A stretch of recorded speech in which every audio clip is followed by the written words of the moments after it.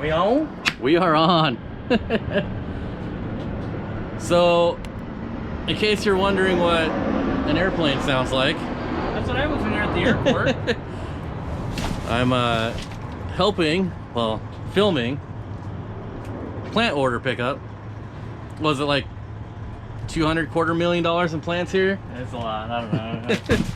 But there's 3 shipments. So this one's a local farm in Florida. This shipment here is import from out of country, but we go through someone else. This one is an out of country farm that we import ourselves. And so like you'll see different tape. So this is normal tape. This is packed in another country. The USDA tape was actually gone through by USDA, and there's gonna be a bunch, and they're checking for bugs and that kind of stuff.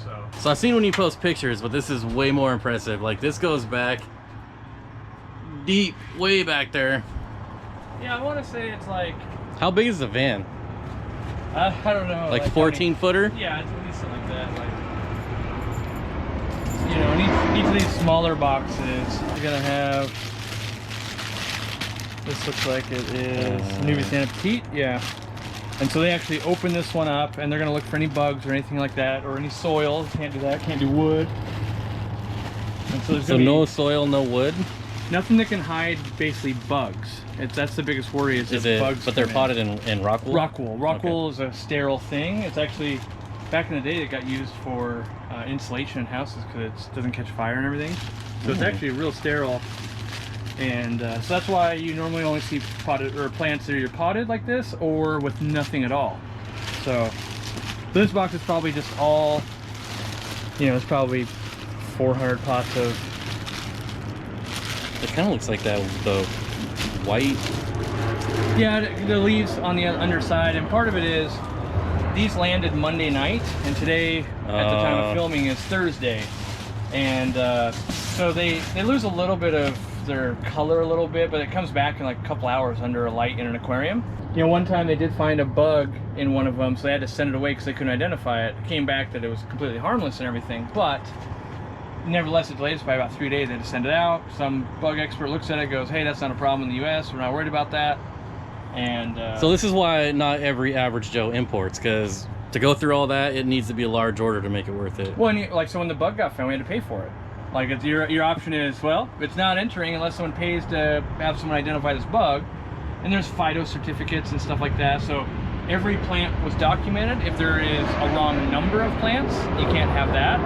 If there's a plant that comes in here that's not documented, you can't have that either. Oh, what if it's So- shorted?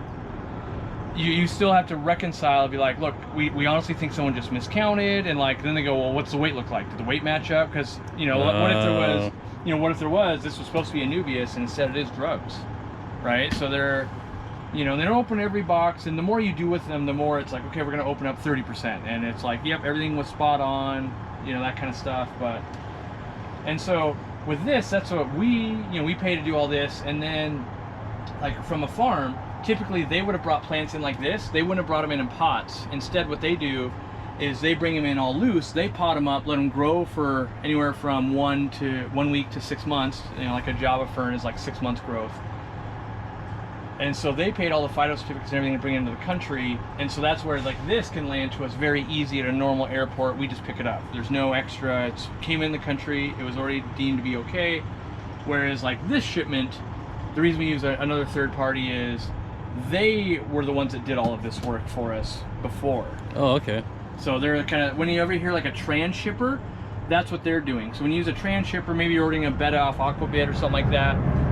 So like the Phyto certificate for these plants was $700. If I order one plant, one potted plant, $700. If I order, you know, this is probably like 3,000 plants in this shipment, still $700. So And this one or this one? This one. Wow. And so the Phyto certificate only would go for, because this came from Thailand, I think. Yeah, Thailand. So one time we had a real snafu. Someone on the paperwork somewhere in the chain, because there's like a million people that sign off on something like this, accidentally on a box selected Taiwan instead of Thailand. Oh, and it was like a game over. I couldn't even imagine. Yeah, it was real bad, because mostly live plants, we've only got so much storage, and if all of a sudden it's going to be off by 3 or 4 days, like the plants are going to live through it, but now we're out of stock for 3 or 4 days. We're missing all those sales. And then there is a point in which they could actually take so much damage they're not going to bounce back. And usually what you'll find is like maybe a cryptocorn melts down and we'll sell it in the store, we'll plant in our tanks. But Anubias and a lot of that stuff just does so well, it doesn't matter. You know, and then like the first one we ever did, this port in particular doesn't allow wood, where like in California they still do, even though like any day it's going to be like, yeah, there's no wood anywhere in the country now. Like they're just, it's going through the legislation, and there's like, you know, it's like anything. The law's in effect, but the actual like it could never happen again date hasn't come yet. So that's where. So no more Malaysian driftwood. Right. So that's why we don't sell that anymore. And then, so like with this one did come in through California because what's in these boxes is actually Christmas moss on coconut huts. Okay. Yeah. Whereas like in here, you're gonna find Christmas moss and Java moss and that kind of stuff on stainless steel mesh. So no more Java moss on, or Java fern on wood, things like that. Well, unless it's Florida, unless it came in and someone grew it at like the Florida farm, that's one way to do it. So what's going to happen in the industry, you're going to see over the next probably 2 years, is wood's going to go away, and what's going to come out is more stainless steel mesh, and you're going to see lava rock. So it's inside scoop right there. Yeah. Buy your driftwood now; it's going to go up in price. Yeah, when you do bring in driftwood, like even when we do it, right? So if we bring in spider wood, we can only bring in a whole cargo container, and it has to all be from the same manufacturer and everything, which sounds weird to say a manufacturer, but someone has to process it, right? Because no one wants to put a stamp of approval on someone else's work. Like, what do you mean you didn't find all the newts that were in that, or whatever it is, right? Like, so everyone's real stickler about it, because if they were to ship us plants a couple of times too many and bad things came in it, their farm would never be allowed to enter the country anywhere again. That's the problem. So people on the other end of it are very cautious. They don't want any bugs coming through just as much as we don't. And they don't want to get, you know, it's like being on a no-flight list, basically. It's like, hey, you keep breaking the rules. You know the rules are don't let I know all crazy, about those. You know, lizards and stuff come across and all that. So, yeah, and it's real hard because, like, right now it's kind of a cool day. But in Thailand it might have been 1 billion degrees. And I know, so like in this shipment, it came from Florida, I know I paid for 83 ice packs. You know, and it's like, good Lord. Well, even if they're only $1 a piece, like that's $83. And what a lot of people wouldn't know, you pay for every box. And so like I'll grab this next box. Yeah, I found that out myself. Like I paid $3.50 just for this box. All right. Like there's no reusing it. And you know, oddly enough, this one didn't get searched. So it's not even like someone searched it. This just got mangled in shipping. If anyone should have been searched, it would have been that one. Who knows what someone could have stuck exactly. in. You know, who knows? But all right, I'm gonna set this down so we can finish loading.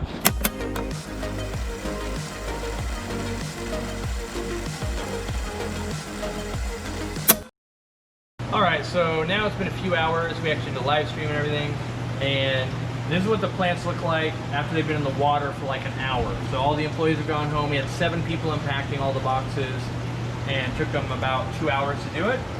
And what you'll see here is these are what plants look like coming out of the bag. You can see it a lot over here too, where everything's not righted yet, as I call it. So like this plant here, what's gonna happen over the next 24 hours, it's gonna go, hey, light is above. And it's, so instead of being a plant that was kind of shipped in a bag and kind of hung over like that, it's gonna right itself, and these plants will look much, much better. Like they're still gonna be just as healthy as they ever were, but they're gonna look better and be oriented straight up towards the light. And then we're gonna get things like die off. Like this leaf is, well, most of these leaves are immerse growing. Like this leaf was already starting to die back from shipping, and so that stuff will start sloughing off. And you can see back here, we'll come through and we'll remove some of that gunk that kind of builds up there, like these leaves. But what you're really buying when it comes to plants, you're buying root systems. So, you know, the fact that you can see the roots at the bottom of the pot, that means this is really gonna thrive for you when you take it home, because all of these leaves are gonna melt back. And it's all the brand new growth that's gonna start coming through. Like you can see, you know, right here, this little green leaf right there, that's an underwater grown leaf. And so all of those are gonna be brand new growth, and all of this is gonna go away. So really, when you're buying aquarium plants, you're buying roots. Now there's some that kind of break that rule a little bit, like Anubias. Anubias won't die back. Well, this is a good example right here. So Yeah. Mania, look at this. This came in today.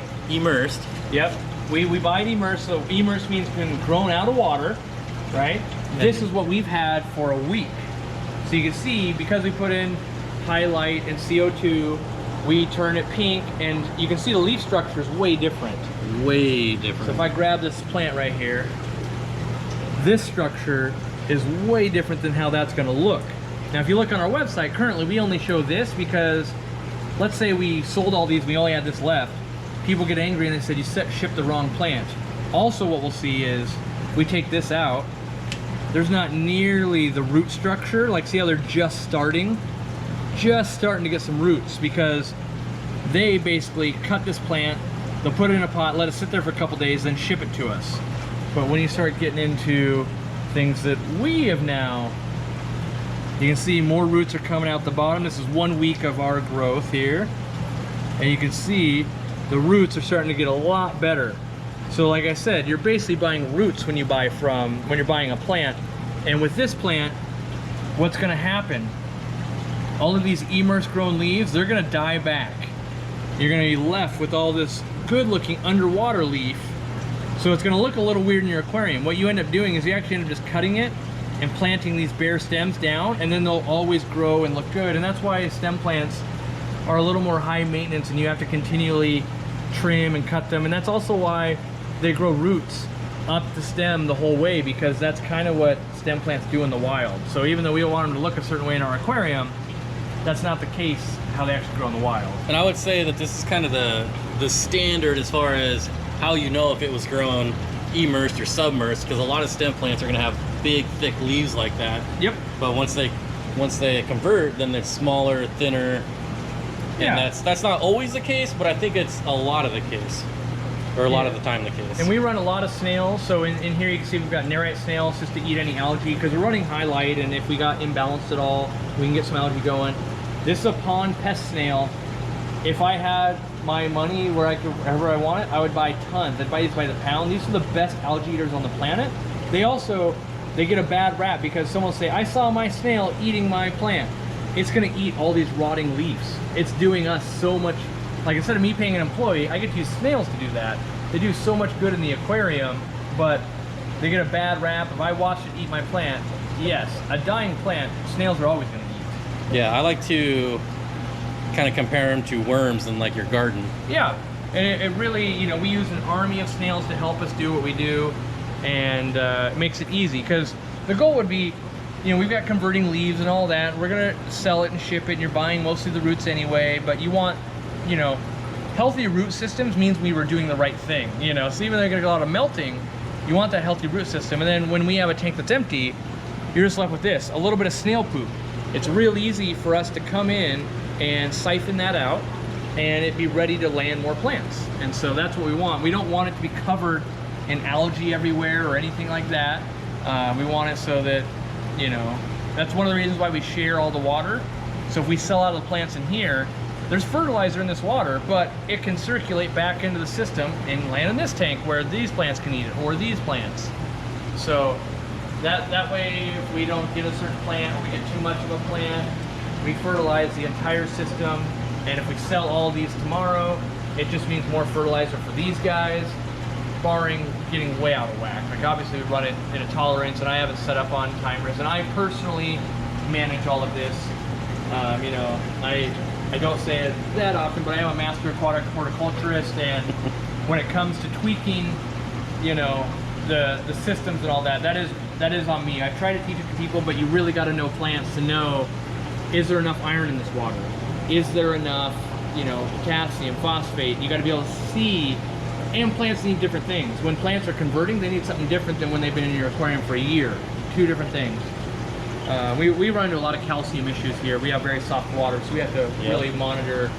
And so, like in our sumps, we have lots of crushed coral, that kind of stuff. And you can see everything's purling.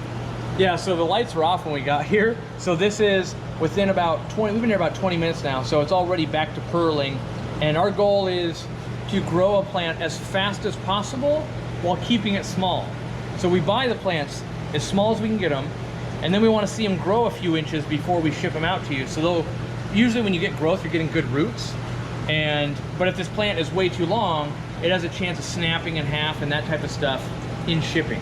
So we got to avoid that. So we spend a lot of time with vendors trying to get the right size plant of what we want, which is not easy to do, by the way. Let's see, you have dates down here. Yeah, so this is just a backup system. So even though it's in the computer, we don't have to have an employee go look up and see, well, when do we pull these ones next when someone places an order? We always want to pull the ones that have the longest time here at Aquarium Co-op. They have the most roots, that kind of stuff. And we will get rid of plants and throw plants away or give them away if they don't do well. So there'll be times when, like these, I know one good example right now. If we go down here, I think we've only got one tank of it. These right here are technically not in our system. So the reason they're not in the system is because no one's quote unquote cleaned them yet. So you just got to get in here and get this loose kind of debris off of them. And once we kind of get them cleaned up and we get, you know, them looking nice, then they can be sold. But I know I've got a bunch more coming in. Those will go in. And what happens when you buy, we buy these like 500 at a time.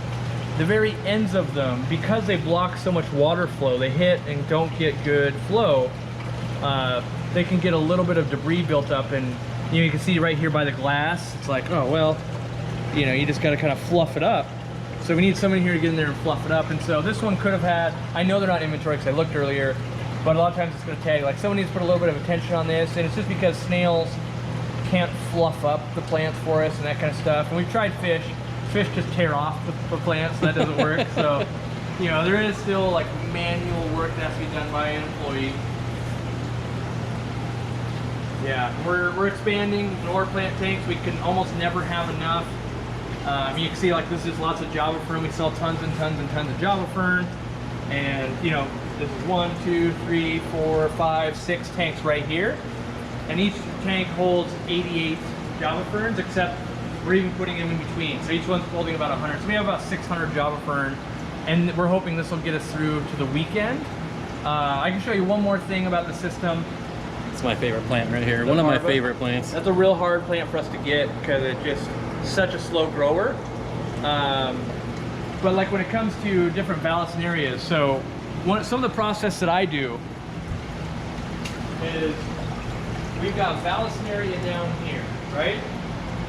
And you can see we don't have very much Vallisneria because here's a tank, but it's only half full. Here's a tank with nothing in it. Same with these 2 tanks down here, nothing in them.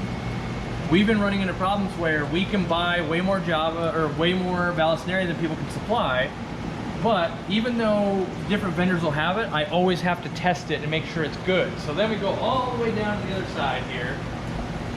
This is jungle Vallisneria, which is different, by the way. Different plant, thicker leaves. These get 8 feet long. We've got 2 tanks of it. Doesn't sell as well because most people don't need an 8-foot long plant, but you know, let's just point that out. Only people with 800-gallon tanks. Yeah, right?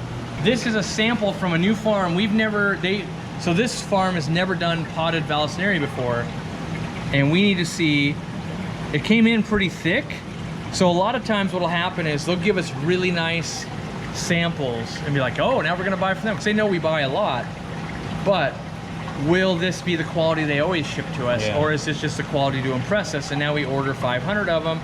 And we can see things like they're cutting the tops because Vallisneria normally gets like 4 feet long. And again, when you're buying an aquarium plant, you're mostly buying the roots. You're gonna get a lot of die-off, but hopefully you'd be getting a lot of roots. And you can see a little bit of roots going through there. By the time we would sell it to you, I'd hope there'd be quite a bit of roots going on. It's getting harder and harder to get some plants, so we're having to find new sources, but we gotta keep quality up. If you ordered Vallisnerias from us a year ago, and now you order it today and it's a different version, you're not gonna be happy. So we have to test everything, even though they go, hey, we could send you 500, no problem. It is a problem if you get 500 and they're not the right thing, because if you know Vallisneria, you know there's like 15 different types of Vallisneria. So, yep. You know, we really, like even the Vallisneria that we sell, is called Italian Vallisneria, except when you look up Italian Val, normally that's the corkscrew type of Val. And then Jungle Val is actually Americana. This is overflow. It's supposed to be Crinum, but it's not Crinum. We're I out of wasn't gonna Crinum. say anything, but you know. Yeah. And then Pogo. Or that's, No. Don't tell me. Depends. No, you weren't supposed to tell me. But there you go. That's how they get from what, Asia? Is that where they're coming from? Yeah, and some are from the United States as well. Like all around the world, I would say. Sure. Because some stuff's from Taiwan, and it depends. Who's making the best version of that plant? That's where we're buying. It's, you know, sometimes there's a little bit like that's convenient, but if it's not the best, we don't want it. So we from focus on that. all over the world to your aquarium. That's how it's done. Yep.